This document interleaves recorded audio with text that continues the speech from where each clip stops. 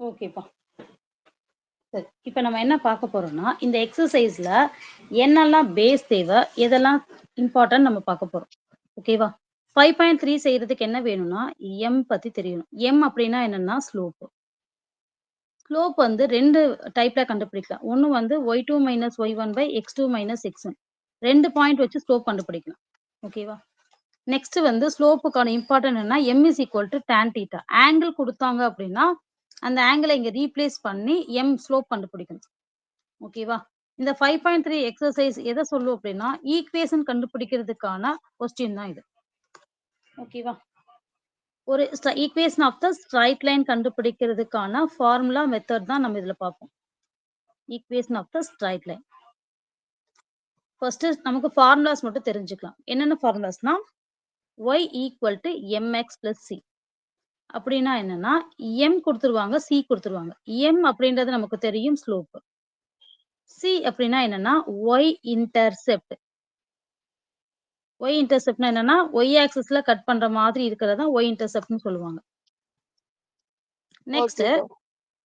Given data என்னன்னா m and c. இது 2 குடுத்தா இந்த ஃபார்முலா அப்ளை பண்ணணும். ஓகேவா? நெக்ஸ்ட் இது first. Second one. y - y1 = mx - x1. So same தான். ஸ்லோப் வந்து டைரக்ட்டா குடுப்பாங்க, இல்ல ஆங்கிள் குடுத்து கேட்பாங்க. இதுல x1, y1 அதாவது ஒரு பாயிண்ட், ஒரு ஸ்லோப். இது 2ம் இருந்துச்சு அப்படின்னா, அத வச்சு இந்த மாதிரி ஈக்குவேஷன் கண்டுபிடிக்கலாம். இது point 2. Second equation. Third one வந்து என்னன்னா, 2 பாயிண்ட் குடுத்துருவாங்க. y - y1/y2 - y1. x - x1/x2 - x1. 2 point குடுத்தாங்க அப்படின்னா இந்த ஃபார்மேட். என்ன given data? x1, y1, x2, y2. ஓகேவா? x1, y1, x2, y2. இத இந்த இதுல சப்ஸ்டிட்யூட் பண்ணா நமக்கு சால்வ் பண்ணலாம். Next fourth question. Fourth question என்னன்னா,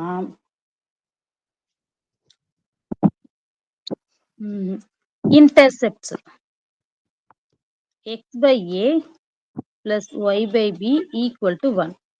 இதுக்கு இந்த a and b நமக்கு அன்னோனா இருக்கு. இன்டர்செப்ஷன் குடுத்துட்டாங்க அப்படின்னா, அத யூஸ் பண்ணி இந்த ஈக்குவேஷன் கண்டுபிடிக்கணும்.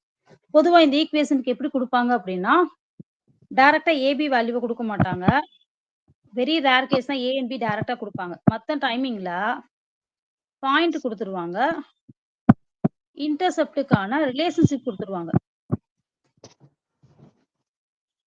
இன்டர்செப்ட்ஸ்க்கான ரிலேஷன். அதாவது என்னன்னா, சம் வந்து 7 அல்லது ரேஷியோ வந்து 5. இந்த மாதிரி 3:5 இந்த மாதிரி ரேஷியோஸா குடுப்பாங்க. ஓகேவா? இதுதான் 4. இந்த 4 தான் நம்ம வந்து இங்க இருக்கிறது எல்லாத்தையும் போட்டு இன் டெப்த்தா பார்க்க போறோம். ஓகேவா? ஓகே. இப்போ இதுல எந்த கொஸ்டின்ஸ்லாம் ஈஸியா இருக்குமோ அந்த கொஸ்டின்ஸ மட்டும் நம்ம பார்த்துடலாம். Second question easy. Find the equation of the straight line. Find its slope, inclination at the. அதாவது ஈக்குவேஷன் அவங்களே குடுத்துட்டாங்க. 2 டைம்ஸ் ஆஃப் x - y + 5 = 0ன்னு குடுத்துட்டாங்க. Find the slope. ஸ்லோப் கண்டுபிடிங்க. அண்ட் இன்க்ளினேஷன் அப்படின்னா ஆங்கிள் கண்டுபிடிங்கன்னு கேட்குறாங்க. ஓகேவா? ஆன் த y ஆக்சிஸ்ல. இத எப்படி பண்ணணும்னா, y = mx + c ஃபார்மேட் கொண்டு வரணும். குடுத்திருக்க ஈக்குவேஷன இந்த மாதிரி மாத்தி y = mx + c இந்த ஃபார்மேட்டுக்கு மாத்தணும். அப்படின்னா என்ன அர்த்தம்? y மட்டும் வச்சுட்டு மீதி எல்லாம் ஆப்போசிட் சைடு கொண்டு போகணும். அப்புறம் y பக்கத்துல இருக்க நம்பர வச்சு டிவைட் பண்ணணும். இந்த ஃபார்மேட்ல செய்றது தான் செகண்ட் கொஸ்டின். அதுக்கப்புறம் xக்கு பக்கத்துல இருக்கிறது m. m = tan θ = 1. θ = 45 டிகிரி. அந்த மாதிரி என்ன ஆன்சர் வருதோ அத கண்டுபிடிக்கணும். m வச்சு. c அப்படின்றது இன்டர்செப்ட் தெரியும். இதான் second question. Next third question. தேர்ட்ல என்ன குடுத்துருக்காங்கன்னா, இன்க்ளினேஷன் குடுத்துட்டாங்க. இன்க்ளினேஷன்னா θ. தீட்டாவா இருந்தா m = tan 30 டிகிரி. அப்ப m = 1/√3. நெக்ஸ்ட் என்ன குடுத்துருக்காங்க? இன்டர்செப்ட்ஸ் மேக்கிங் அன் இன்டர்செப்ட் -3 அப்படின்னா C ஈக்குவல் டு -3ன்னு குடுத்துருக்காங்க. அப்ப நமக்கு என்ன இருக்கு? M இருக்கு, C இருக்கு. Mமும் C இருந்தா என்னப்பா formula? Y equal to y equal to mx plus c. Very good. இந்த ஃபார்முலால இந்த வேல்யூஸ சப்ஸ்டிட்யூட் பண்ணா ஈக்குவேஷன் கிடைச்சிடும். Next 4th question. Find the slope and y-intercept √3x minus 1/√3y something. இதுவும் அப்படிதான். என்ன கேட்குறாங்க? ஸ்லோப் கேட்டிருக்காங்க. y-intercept கேட்டிருக்காங்க. நம்ம என்ன பண்ணணும்? y equal to mx plus c ஃபார்மேட்டுக்கு மாத்திட்டு, xக்கு பக்கத்துல இருக்கிறது ஸ்லோப்பு, கான்ஸ்டன்ட் டெர்ம்க்கு பேரு y-intercept. ஓகேவா? 4th சம்மும் easy. Next 5th sum. 5th சம்ல என்ன கேட்டிருக்காங்கன்னா, find the value of a if the line through is perpendicular to y. இப்போ 5th சம்ம நம்ம ஸ்கிப் பண்றோம். ஏன்னா டீச் பண்ணிட்டா தான் இது புரியும். அதனால இந்த சம்மையும் நம்ம ஸ்கிப் பண்றோம். Next 6th sum. இந்த 6th சம்ல வந்து என்னன்னா, வேர்ட் ப்ராப்ளம் மாரி தெரியும். ஆனா கஷ்டமா இருக்க மாரி தோணும். ஆனா கஷ்டம் இல்ல, ஈஸி தான். The hill in the form of foot is 19,3. ஒரு ஹில் எப்படி இருக்கும்னா, ட்ரையாங்கிள் ஷேப்ல இருக்கு. இந்த மாரி இருக்கு அப்படின்னா, இந்த மாரி ஒரு ரைட் ஆங்கிள் ட்ரையாங்கிள் டிரா பண்ணோம்னா, இந்த ஃபூட்ல வந்து அவங்களது 19,3. இதோட ஆங்கிள் வந்து 45 டிகிரின்னு குடுத்துட்டாங்க. அப்ப தீட்டா 45 டிகிரின்னு குடுத்துருக்காங்க. ஒரு பாயிண்ட் குடுத்துருக்காங்க. ஸோ ஒரு பாயிண்ட் குடுத்துட்டு, தீட்டா குடுத்தாங்கன்னா, தீட்டாலருந்து என்னால ஃபைண்ட் அவுட் பண்ண முடியும். ஸோ எம்மும் பாயிண்ட்டும் இருந்தா என்ன formula? y minus y y1 minus equal to y1 is equal to m into x minus x1. இந்த ஃபார்முலா செஞ்சிடலாம். 6th sum. Next 7th sum. 7th சம்ல 2 பாயிண்ட் குடுத்துருக்காங்க. ஸோ 2 பாயிண்ட் குடுத்தா நமக்கு தெரியும். y minus y1 by y2 minus y1. x minus x1 by x2 minus x1. இதுல இந்த formulas அப்படியே சப்ஸ்டிட்யூட் பண்ணி சால்வ் பண்ணணும். இதுல சில பேருக்கு என்ன பிரச்சனை வருது அப்படின்னா, ஃபிராக்ஷன் சம் சால்வ் பண்றதுல டிஃபிகல்டிஸ் வருது. அத மட்டும் தனியா செப்பரேட்டா செஞ்சு பார்த்துக்கோங்க. ஓகேவா? அதாவது அதுக்கு மட்டும் சொல்றேன். இப்ப 2 மைனஸ் 5/3 இருந்துச்சுன்னா, டினாமினேட்டர் எதுவுமே இல்லன்னா 1 இருக்குன்னு அர்த்தம். Cross multiplication. 2 3s are 6, 6 minus 5/3. இந்த மாதிரி ஃபிராக்ஷனா கன்வெர்ட் பண்ணிட்டு செய்யணும். Okay. 7th sum okay. Next 8th some.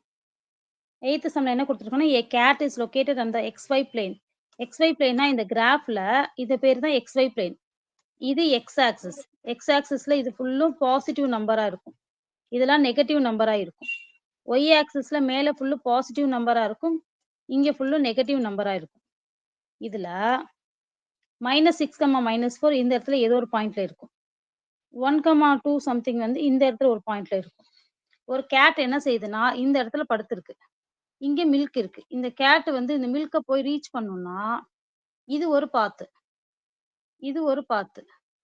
இந்த மாரி நெறைய பாத் இருக்கு. இதுல எந்த பாத் அதோட ஷார்ட்டஸ்ட் டிஸ்டன்ஸா இருக்கும்னா, இந்த ஸ்ட்ரைட் லைன் தான் அதோட ஷார்ட்டஸ்ட் டிஸ்டன்ஸா இருக்கும். அதனால இதுக்கான ஈக்குவேஷன் கண்டுபிடிக்கணும். Shortest distance.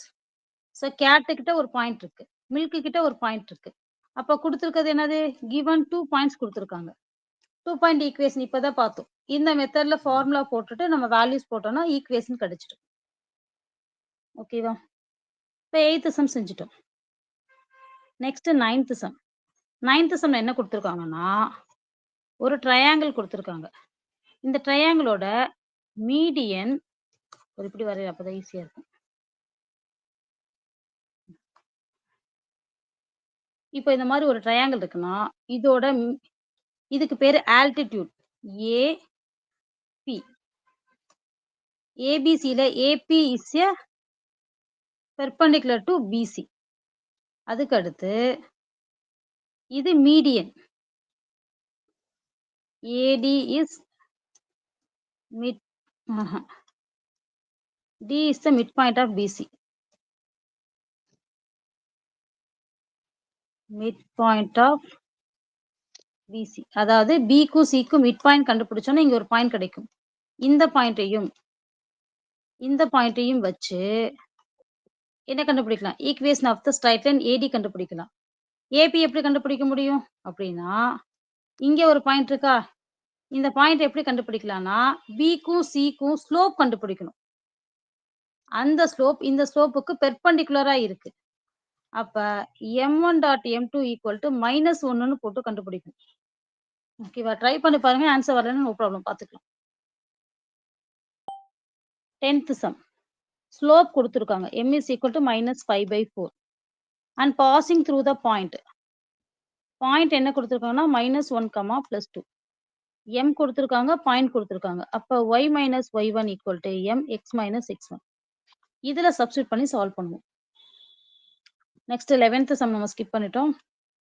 And 12th sum. Find the equation of the line whose intercepts x and y are given below. Intercepts கொடுத்திருக்காங்க. Interceptனா என்னது? x by a plus y by b equal to 1. இந்த equation.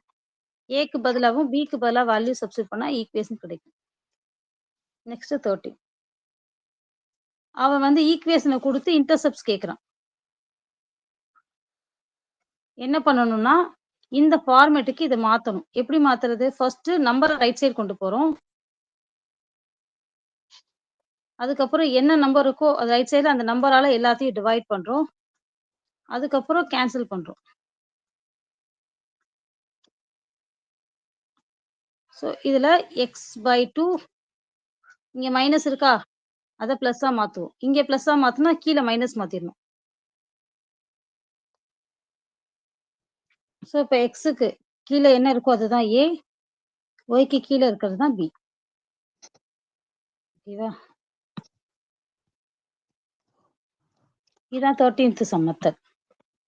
Next 14th model. 14th sum என்னன்னா இன்டர்செப்ட்ஸை வந்து நமக்கு இன்டைரக்டா கொடுத்துருக்காங்க. அதாவது எப்படின்னா 2:5ன்னு கொடுத்துருக்காங்க. அப்ப a equal to 2k, b equal to 5k.